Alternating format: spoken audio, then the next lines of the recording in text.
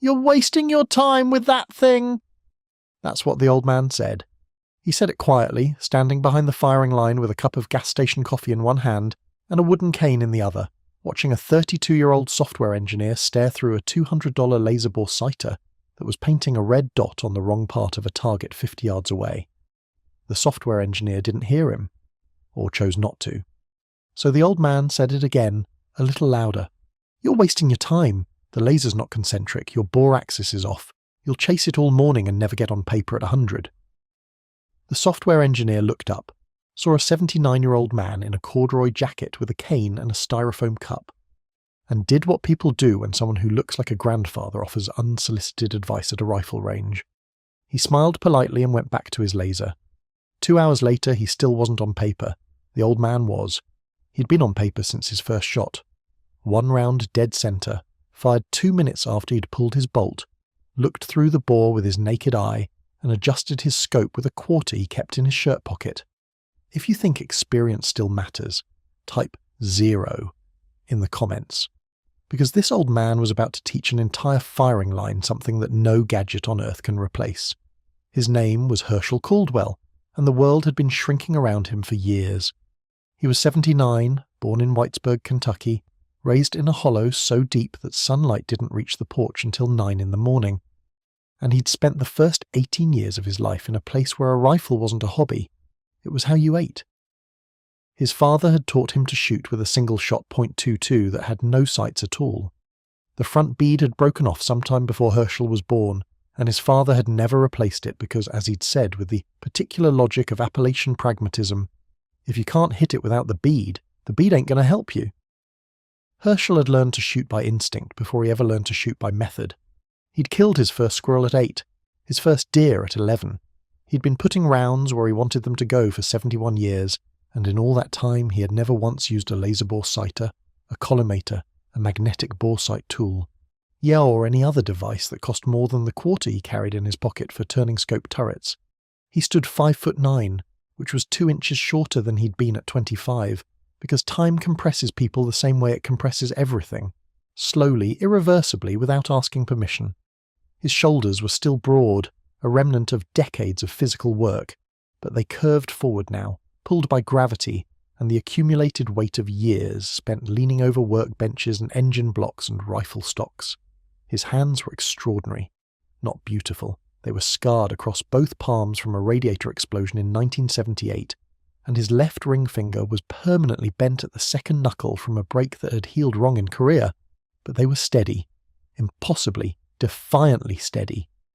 The hands of a man who had spent his entire life doing things that required stillness, and whose nervous system had apparently decided that tremors were optional. He wore wire-rimmed glasses that he cleaned 4 times a day with a microfiber cloth he kept in his shirt pocket next to the quarter. His eyes behind those glasses were pale blue and sharp in a way that made people uncomfortable if he held their gaze too long, which he sometimes did, not out of aggression, but because Hershel Caldwell looked at things the way a man looks at things when looking carefully is the only skill that ever kept him alive. He drove a 2006 GMC Sierra that smelled like gun oil and wintergreen mints. On the bench seat beside him sat a rifle case containing a Remington 700 BDL in .30-06 that he'd bought in 1979, and a brand new Leupold VX 5 HD scope that his grandson Tyler had given him for his birthday 3 weeks ago. The scope was the reason he was here. It needed to be zeroed, and Hershel Caldwell was going to zero it the way he'd zeroed every scope he'd ever mounted, by looking through the barrel with his own 2 eyes and trusting what they told him. But what nobody at that range knew yet, not the software engineer with the laser, not the range master, not the dozen other shooters preparing for tomorrow's competition, was that Hershel hadn't just been a man who hunted squirrels in Kentucky. He'd been a United States Army armorer and marksmanship instructor who had spent 22 years teaching soldiers how to zero weapon systems under conditions where batteries died, equipment broke, and the only tools you could always count on were your eyes and your understanding of how a rifle works. The range was the Greenwood Sportsman's Club in Greenwood, South Carolina, a well-maintained facility with a 100-yard, 200-yard and 300-yard range, a covered firing line with 20 shooting benches, and a small clubhouse that served coffee so bad it could strip varnish, which was why Hershel had stopped at a gas station on the way. It was a Saturday morning in early November, the day before the club's annual fall precision rifle competition. A local event, nothing sanctioned, hussars but competitive enough that the regulars took it seriously. The format was simple: 5 shots at 100 yards, 5 at 200, 5 at 300, best aggregate score wins. Entry fee was $20. First prize was a plaque and bragging rights worth approximately 10 times the entry fee in the local economy of male ego. The morning before the competition was traditionally an open sight-in day, a chance for shooters to verify their zeros, check their loads, and work out any issues before the timed event. By 8 o'clock, the firing line was full, and by 8:30, the firing line was a circus. The problem was optics. 4 of the 20 benches were occupied by shooters who had mounted new scopes in the past week and were trying to get them zeroed before the competition. This should have been a 30-minute process. It was not a 30-minute process. It was an ordeal. The reason was technology. Specifically, the kind of technology that promises to make things easier and instead makes them complicated in ways that the user doesn't understand until they've already invested 2 hours and most of their patience. Bench 4 had the software engineer, a man named Craig Pelletier from Simpsonville, who had bought a Vortex Diamondback scope and a Sightlight laser bore sighter and had watched approximately 14 YouTube videos on how to use them. Craig's laser was projecting a red dot onto the target backer at 50 yards, but the dot wasn't where the bore was actually pointed, because the laser wasn't perfectly concentric with the bore axis. A common issue with universal fit laser bore sighters that Craig's YouTube education had not addressed. He'd been adjusting his scope turrets to chase the laser dot for 45 minutes, and with each adjustment he was moving further from a true 0 rather than closer to 1. Bench 7 had a retired firefighter named Danny Wirtz, who was using a magnetic bore sighter, a device that clamps to the muzzle and uses a magnetic grid to indicate bore alignment. Danny's bore sighter was designed for a .30 caliber bore, but his rifle was chambered in 6.5 Creedmoor, which meant the arbor didn't fit precisely, which meant his readings were off by enough to put his first shots 1.5 feet from centre at 100 yards. He was convinced his scope was defective. Bench 11 had a father-son pair, Marcus and Tyler Hensley, who had mounted a Nightforce scope on a custom-built rifle and were trying to zero it using a combination of a laser bore sighter, a phone app that claimed to calculate ballistic corrections, and a level that was supposed to ensure the scope wasn't canted. They had been at it for 2 hours. They were not on paper. They were, in fact, less on paper than when they'd started, because they had adjusted the scope so far from centre that they were now impacting somewhere off the left edge of the target frame.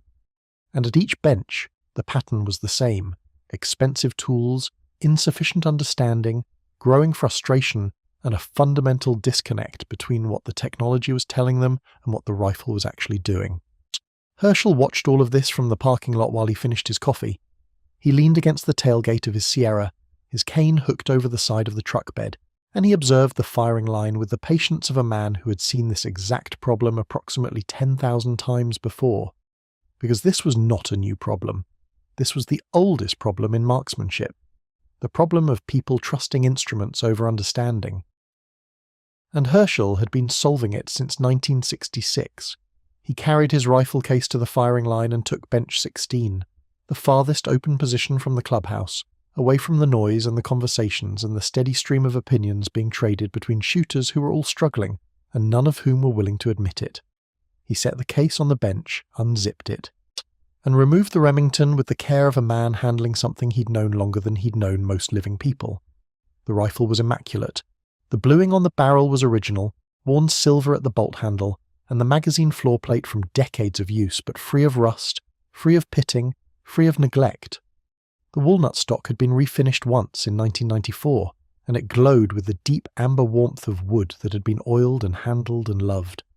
The new Leupold scope sat on top in a set of tally rings that Hershel had mounted himself 3 days ago, using a torque wrench set to exactly 25 inch-pounds and a bubble level that he'd owned since 1983.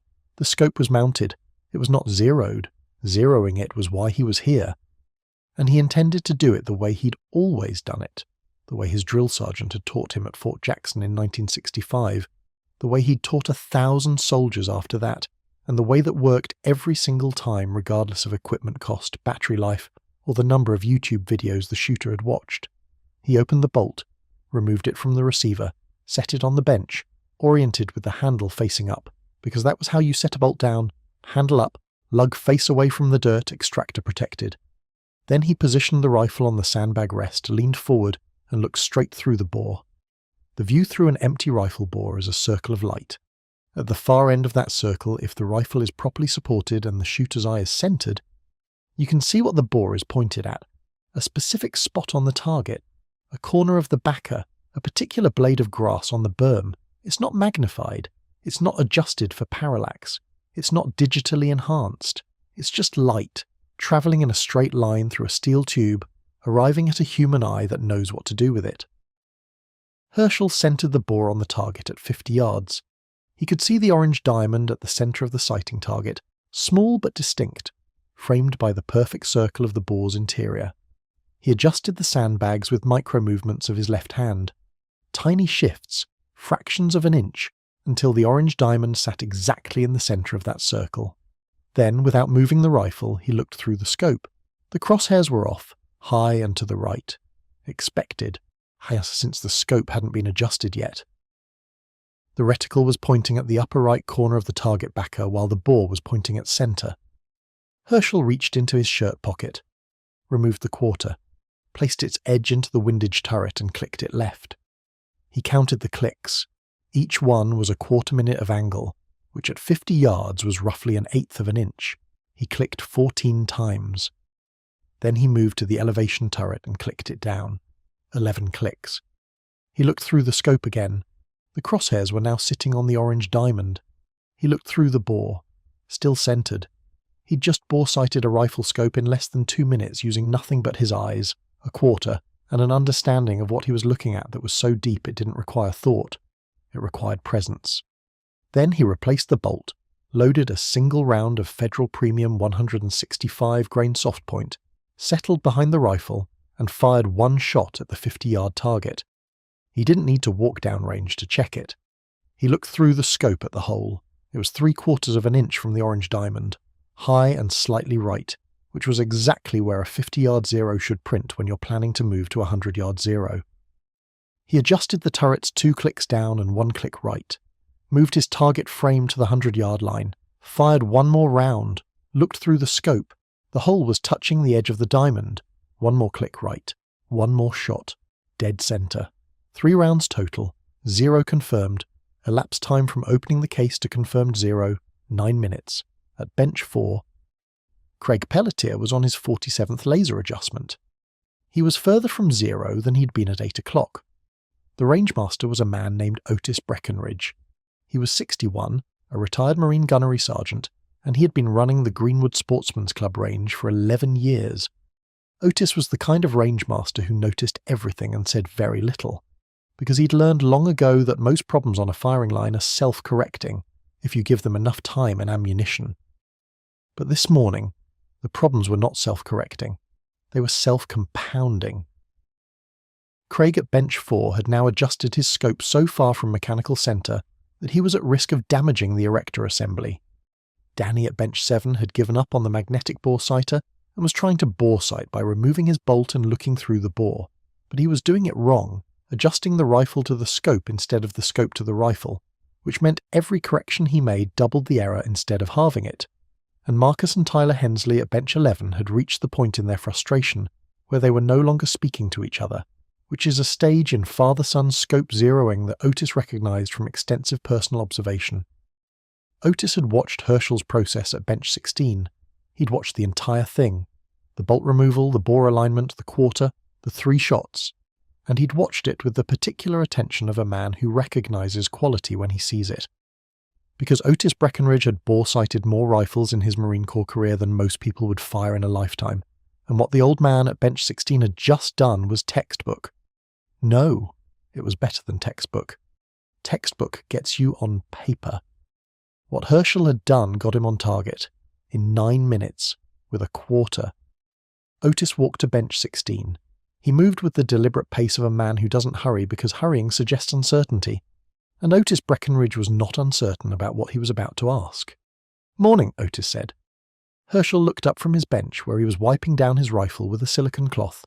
"Morning." "Saw your bore sight procedure," Otis said. "Quick work." Nothing quick about it, Hershel said. Took me about 50 years to learn how to do it in 2 minutes. Otis almost smiled. Almost. I've got 3 benches down there that can't get on paper. One of them's been at it since 7:30. They've got lasers, magnetics, phone apps, everything except a working zero. Hershel looked down the firing line. He could see Craig hunched over his rifle, the red dot of the laser still painting the wrong part of the target. He could see Danny disassembling his bore sighter for the 3rd time.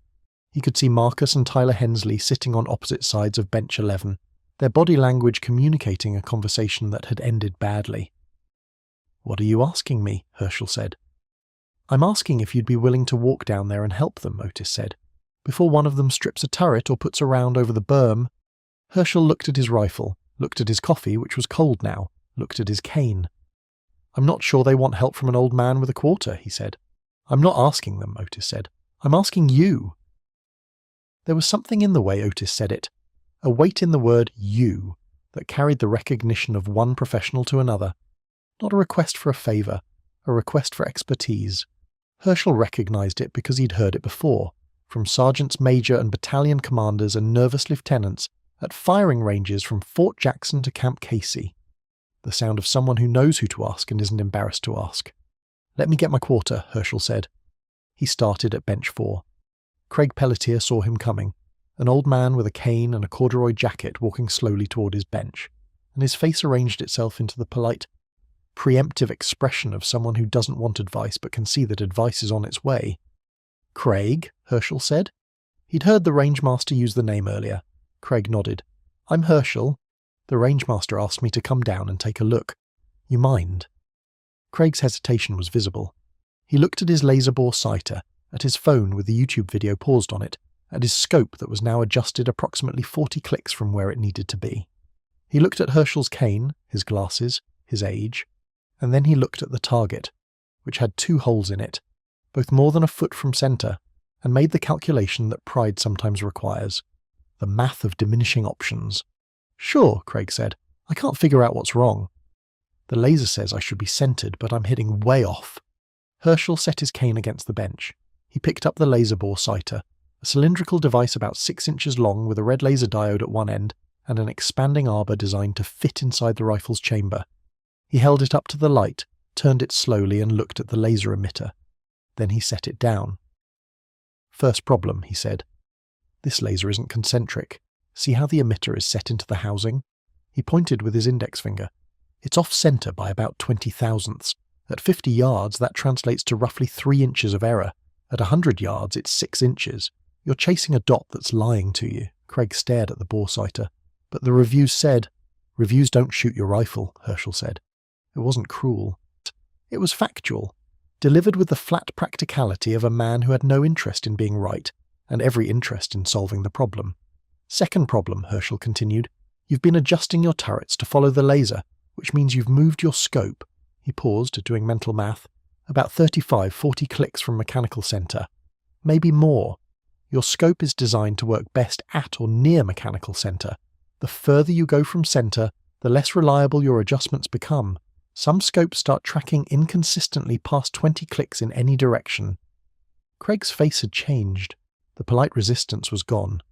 What replaced it was the expression of a man who is beginning to realise that the problem is not what he thought it was, and that the solution is going to require trusting someone he just met. "So what do I do?" Craig asked. "First we reset your scope to mechanical centre," Hershel said. "Then we bore sight it properly, no laser, just the bore in your eyes." Hershel walked Craig through the process. He did it slowly, narrating each step, because Hershel had been an instructor for 22 years, and he understood that teaching isn't about efficiency. It's about comprehension. Step 1. Crank the elevation turret all the way up until it stops. Count the clicks on the way back down to the stop. Divide by 2. That's mechanical centre for elevation. Do the same for windage. Craig counted. His elevation had 92 clicks of total travel, which meant mechanical centre was at 46 clicks from either stop. He'd been 38 clicks from centre. His windage was off by 27. "No wonder I couldn't find the target," Craig murmured. "You could have found it," Hershel said. "You just couldn't find it from where the scope was pointing. The scope and the rifle were having 2 different conversations. We need to get them talking to each other." With the scope reset to mechanical centre, Hershel walked Craig through the bore sighting process, the same process he'd used at bench 16. Pull the bolt, support the rifle on sandbags, look through the bore, center the target, then look through the scope and adjust until the crosshairs match what the bore sees. Craig leaned forward and looked through the bore for the first time. "I can see the target," he said, with the genuine surprise of a man discovering that a rifle barrel is, at its most basic level, just a tube with a view. "That's all it is," Hershel said. "A straight line. Light goes in one end, comes out the other. Your eye tells you where the straight line is pointed. The scope should agree. If they don't agree, you move the scope, not the rifle. The rifle's already right. The rifle is always right. It's a tube. Tubes don't lie." Craig adjusted his turrets with the quarter Hershel lent him. 12 clicks left, 8 clicks down. He looked through the scope. The crosshairs were on the target center. He looked through the bore, still centered. "That's it," Craig said. "That's it," Hershel said. "Put your bolt back in and send one." Craig reassembled the bolt, loaded a round, and fired. He looked through the scope. The hole was 2 inches from center, the high right. 2 clicks down, 2 clicks right, Hershel said, without looking through the scope himself. He'd estimated the correction from Craig's body language, the slight shift of Craig's head as he looked through the glass, the micro-movement of his shoulder as he registered where the impact was relative to his point of aim. It was a skill Hershel had developed over decades of standing behind students on firing lines and learning to read the shot before the shooter reported it. Craig adjusted, fired again, 1 inch from center, 1 more click, 1 more shot, center. Craig set the rifle down. He turned to Hershel with an expression that had passed through confusion, through humility, and arrived at something that looked like the beginning of understanding. "I just spent 2 hours with a $200 laser," Craig said, "and you fixed it in 5 minutes with a quarter."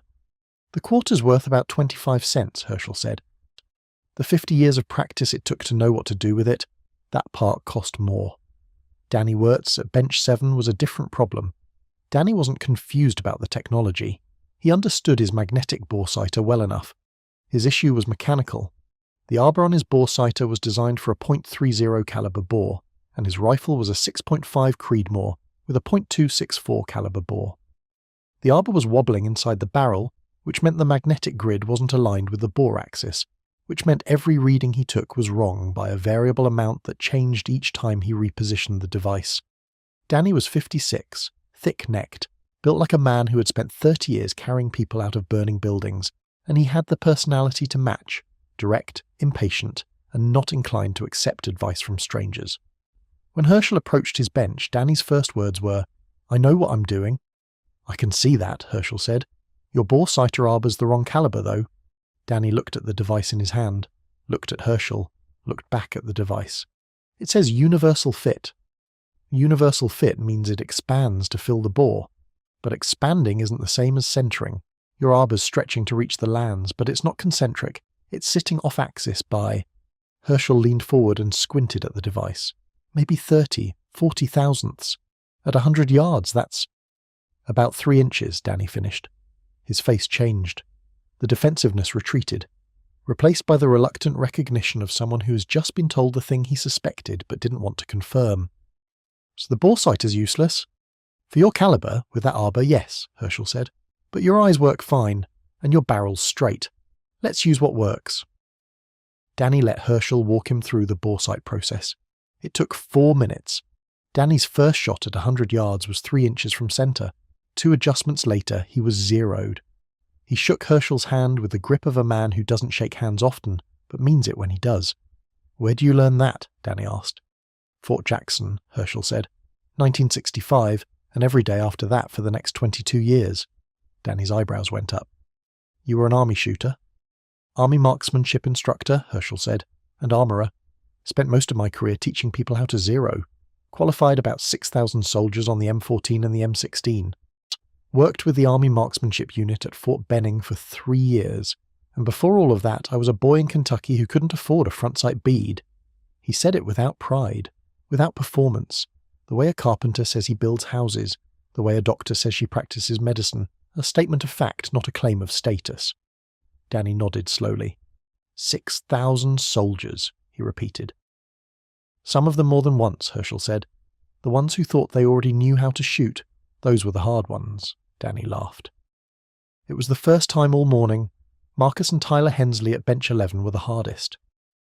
Not because their problem was complex, it was the same fundamental issue, a scope that wasn't aligned with the bore, but because the real problem wasn't the scope. The real problem was the space between a father and a son who had spent 2 hours failing at something together and who had stopped being partners and started being opponents. Marcus was 54, a contractor who built things for a living and who approached rifle mechanics with the confidence of a man who trusts his hands. Tyler was 28, an engineer who approached everything with data, calculations, and the belief that the right algorithm could solve any problem. They'd built the rifle together, a custom Tikka action in 6.5 PRC with a carbon fibre stock and a Nightforce scope that cost more than Hershel's truck. The build had been a father-son project, something they'd planned for months, and the zeroing was supposed to be the final step, the moment when the project became a functioning system. Instead, it had become the moment when two people who love each other discovered that they have fundamentally different approaches to problem solving and that neither approach was working. Marcus wanted to adjust by feel. Tyler wanted to adjust by math. Marcus had been turning turrets based on where he thought the rounds would go. Tyler had been calculating corrections on a ballistics app and overriding his father's adjustments. The result was a scope that had been adjusted, readjusted, counter-adjusted and re-counter-adjusted so many times that neither of them knew where mechanical center was anymore. When Hershel arrived at bench 11, Marcus was sitting on one side of the bench with his arms crossed. Tyler was sitting on the other side, staring at his phone. Between them, the rifle sat on the rest like a disputed territory. "Gentlemen," Hershel said, "I'm told you're having some trouble getting on paper." Marcus and Tyler exchanged a look. The kind of look that says we've been having trouble with more than paper, but neither of them was going to say that to a stranger. "The scope won't zero," Marcus said. "The scope is fine," Tyler said at the same time. "We just need to—" "Start over," Hershel said, cutting through the overlap with the calm authority of a man who had mediated exactly this kind of dispute on firing lines for 2 decades. "Both of you are right about parts of it and wrong about parts of it, and the rifle doesn't care about either of your opinions, it cares about physics. So let's start with physics." He picked up the rifle, held it for a moment, feeling its weight, its balance, nodded with what might have been approval. "So, nice build," he said. "You do this together?" "Yeah," Marcus said, and something in his voice softened. "It's our project." "Then let's finish the project," Hershel said. He sat them both down, side by side, not across from each other, and walked them through the reset procedure. He made Marcus count the elevation clicks and Tyler count the windage clicks, forcing them to work the same problem from different positions rather than competing on the same one. He let Marcus hold the rifle steady on the sandbags while Tyler looked through the bore and called the alignment. He handed Tyler the quarter for the windage turret and Marcus the quarter for the elevation turret. He made them take turns, and as they worked, as the scope moved click by click toward alignment with the bore, the space between them closed, not physically, emotionally, because they were doing together what they'd been trying to do separately, and the doing was the thing that mattered, not the method. "Bore says center," Tyler said, his eye at the receiver. "Scope says center," Marcus confirmed, his eye at the eyepiece. "Then you're bore-sighted," Hershel said. "Send one." Marcus fired. Tyler spotted through a handheld scope. 3 inches right, 1 inch high, Tyler called out. 6 clicks left, 2 clicks down, Marcus said, and then stopped. He looked at Hershel. "Is that right?" Hershel looked at the target through his own small binoculars. "That's exactly right," he said. Marcus made the adjustment. Fired again. Tyler spotted. 1/2 inch right, dead on elevation. 2 clicks left, Marcus said. Tyler nodded. 1 more shot. Tyler lowered the spotting scope. He was smiling. "Oh, center," he said. Marcus set the rifle down. He looked at his son. Tyler looked at his father. And the thing that passed between them, wordless, brief, the recognition that they'd built something and it worked, was worth more than the rifle, the scope, and the competition combined. "You built a good rifle," Hershel told them. "You just needed to let it tell you where it was pointing instead of telling it where you wanted it to point." Tyler extended his hand. "Thank you, sir. What's your name?" "Hershel Caldwell." "What do you do, Mr. Caldwell?" Hershel considered the question. What he'd done and what he did were separated by decades, and a retirement that had reduced him, in the eyes of the world, from what he'd been to what he appeared to be. An old man with a cane and a quarter. I teach people how to see straight, he said.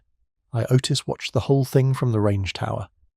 He watched Hershel move from bench to bench, slowly, cane-tapping, stopping to rest his hip against a shooting bench every 20 yards, and he watched each conversation follow the same arc: resistance, curiosity, trust, resolution. 3 benches, 3 zeros, total elapsed time, about 40 minutes, no lasers, no magnetics, no phone apps, just a man with 71 years of experience and a 25-cent coin. When Hershel made his way back to bench 16, Otis was waiting for him. I owe you a coffee, Otis said. You owe me a better coffee than what they serve in the clubhouse, Hershel said. Otis did smile this time, a real one.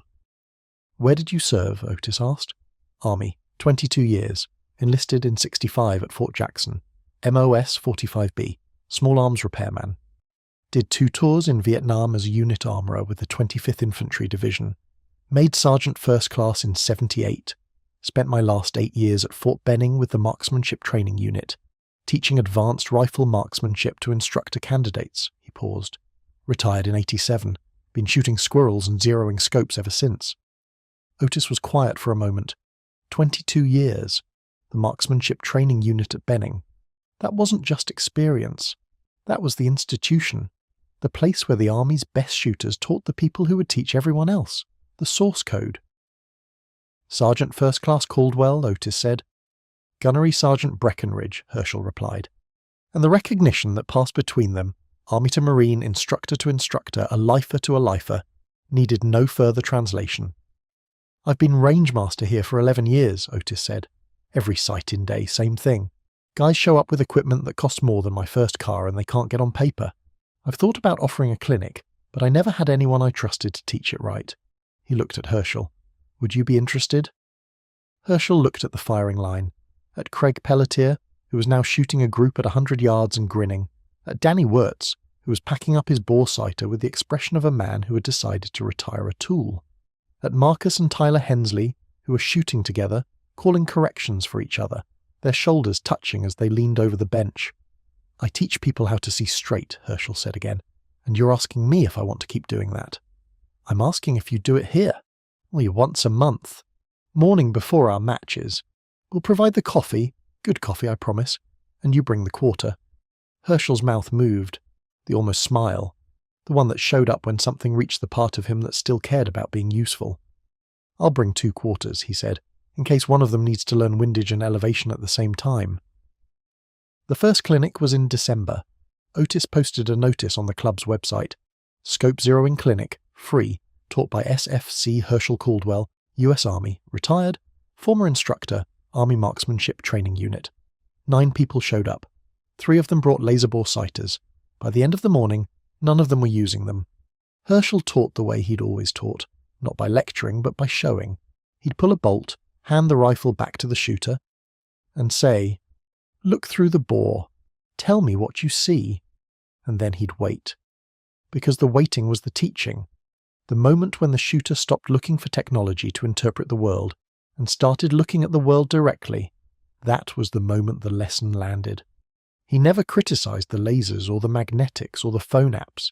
He never said the tools were bad. He said, those tools can help you if you understand what they're doing, but you have to understand what they're doing. And to understand what they're doing, you first have to understand what the rifle is doing. And the rifle is doing one thing, pointing in a straight line. That's it. That's all a rifle does. Everything else, the scope, the turrets, the adjustments, is just you trying to agree with the straight line. And you can't agree with something you haven't looked at. The 9 shooters zeroed their rifles. Average time per rifle, 11 minutes. No one used a laser. Everyone used Hershel's quarter, which he passed around the line like a communion token. In January, 14 people showed up. In February, 21. By March, Otis had to run 2 sessions, a morning group and an afternoon group, and Hershel had to bring a chair because his hip couldn't handle 4 hours of standing. He taught from the chair. It didn't diminish anything. If anything, the image of the old man sitting in a folding chair, wearing his corduroy jacket and his wire-rimmed glasses, passing a quarter to the next shooter in line and saying, "Look through the bore, tell me what you see," became a kind of emblem. An image that the regulars carried with them, And not because it was dramatic, but because it was true. A man, a rifle, a straight line, and the understanding that no amount of technology can replace the willingness to look. Craig Pelletier came back for the February clinic. He didn't bring his laser bore sighter. He brought a friend, another software engineer who had just mounted a scope and was about to go down the same rabbit hole of lasers and YouTube and expensive frustration. Craig introduced his friend to Hershel and said, "This man taught me more about rifles in 5 minutes than the internet taught me in a year." Hershel shook the friend's hand. "You know how to look through a tube?" he asked. "Not yet," the friend said. "Then you're about to learn the most important skill in marksmanship," Hershel said. "And it won't cost you anything except paying attention." He pulled the bolt, handed the rifle over, and said, one more time, the sentence he'd been saying for 50 years. "Look through the bore. Tell me what you see." The friend leaned forward, looked, and saw what every shooter sees the first time they look through an empty bore: a circle of light, a distant target, and the sudden, startling simplicity of a straight line pointing exactly where it's pointed. "I can see the target," the friend said. "Right," Hershel said. "Now trust what your eyes are telling you, because your eyes were the first scope ever made, and they still work better than anything you can buy." Tyler Hensley stopped by Hershel's bench after the March clinic. The custom rifle was in his hands, the one he and Marcus had built together, and it was shooting sub-half-minute groups at 200 yards. "Mr. Caldwell," Tyler said, "my dad wanted me to tell you something." Hershel looked up from his chair. "He said that rifle is the best thing we ever built together. But the day you helped us zero it, that was the day we finished building it, because we finally did it together instead of against each other." Hershel was quiet for a moment. His fingers curled, that involuntary grip, the one that reached for something that wasn't there. But this time, maybe, it was reaching for something that was. "Tell your dad he raised a good son," Hershel said, "and tell him the rifle was already zeroed. He just couldn't see it yet." Tyler left. The range was empty. The afternoon light was coming in low through the covered firing line, casting long shadows across the benches. Hershel sat in his chair with his cane across his knees and his quarter in his pocket, and the silence of an empty range around him, and he thought about straight lines, about how a rifle barrel is the simplest thing in the world, a tube, a straight line, a path from here to there, and how people spend their whole lives complicating it, adding technology, adding doubt, adding layers of interpretation between themselves and the thing they're looking at, until they can't see the thing at all. And then someone comes along and says, "Pull the bolt, look through the bore, trust your eyes," and the straight line is still there. It was always there, waiting. If this story stayed with you, if you believe that the simplest solution is usually the right one, that experience outweighs equipment, and that the most important tool a shooter has is the willingness to look, then subscribe to this channel.